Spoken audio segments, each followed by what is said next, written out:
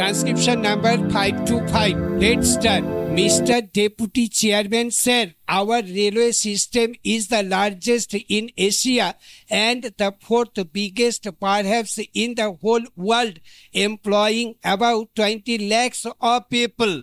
It was rather refreshing to note that for the first time in about 7 years period, a balanced budget has been presented. Sir, this is very encouraging, especially when this has been done without increasing the passenger fares. However, it is a matter of some concern that about 70% of the revenues of the railways is spent on establishment expenditure alone, and this aspect has to be looked into very carefully. Sir, it has been stated by the railway minister that the railway administration is now seeing the end of the tunnel. I hope that they are seeing the end of the tunnel is not any illusion. They have also said that they are working on all the cylinders, but apparently, talking in technical terms, it appears that the cylinders still lack the compression. Otherwise, the performance should have been much better. Sir, there is another important thing to which I would like to invite the attention of the Honorable Railway Minister, and that is the Railway Board. It is a very familiar and popular topic of criticism in both the Houses of Parliament.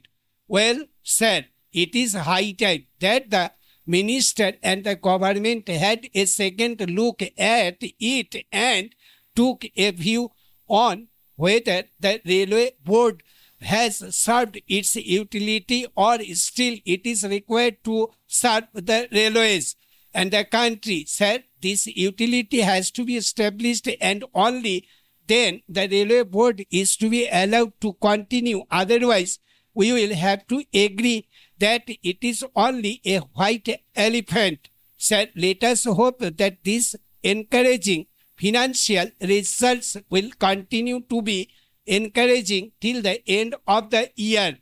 Although the railway financial authorities have not taken into consideration that impact of the additional dearness allowance which may have to be paid to the railway employees during the year, and if this is done, I am sure that the surplus that this budget has attempted to bring about will be upset and the whole working will be imbalanced, and we will end up with a deficit budget at the end of the year. However, I am not very much despondent about this matter because the railways have been rather conservative in making their estimates of earning from freight and passenger traffic, and if our hopes of getting additional revenue materialize, I hope it would be possible to provide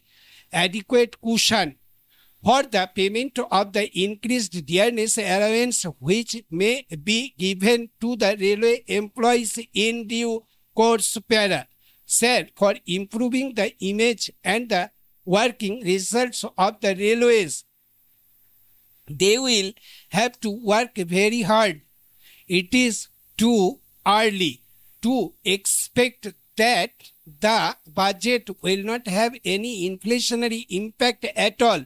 The gap between the revenue and the expenditure for the year 1984-85 is of the order of rupees 144 crores, and this is very big gap, and I hope that this sort of performance will not be repeated during this year as things stand today. And if past performance is any indication, the prospect of any striking improvement in the efficiency and productivity of the railways is still very doubtful. Let us hope that this doubt will not materialize. For instance, in the year 1975-76, the railways carried 200 million tons of goods traffic.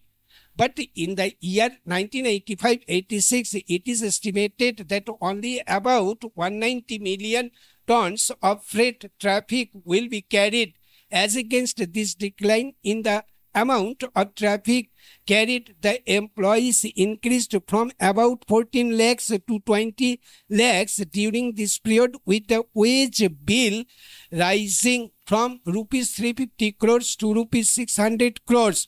Besides enormous investments in modernizing the equipment, acquiring new assets, etc. Then, sir, the other phenomenon which I fail to understand is the employment opportunities for the minorities in the railways. The minorities used to form a very appreciable percentage of the total employment in the railways. But today, sir, I think the railway authorities will have to try rather hard to work out a percentage for them.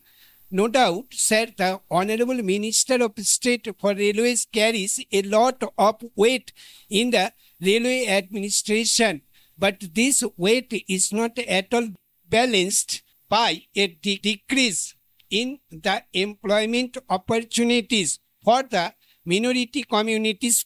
Sir, another important factor which I would like to mention is that efficient maintenance is the backbone of any transport system. It appears, however, that railway workshops have completely stopped doing any scheduled maintenance work for the last 2 years, and this has resulted in deplorable condition of coaches and wagons. In many cases, even the undercarriage maintenance is substandard. Stop. Thank you.